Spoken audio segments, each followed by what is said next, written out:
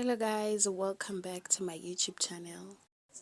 Please do not forget to subscribe to the channel and like the video. Coming up on Sibongile and Dlaminis, on Monday, Kwenzo is devastated when he learns that almost everyone knew about Nomalanga's lies except him.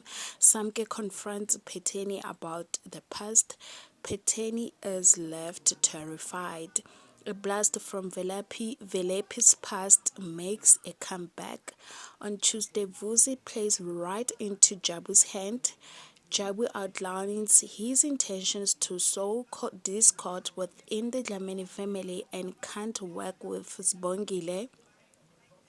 On Wednesday, Kwenzo reaches out to Sibongile but discovers that his brother may have betrayed him. Nomfundo worries about how Temba will be treated after Ilhlaulo is completed.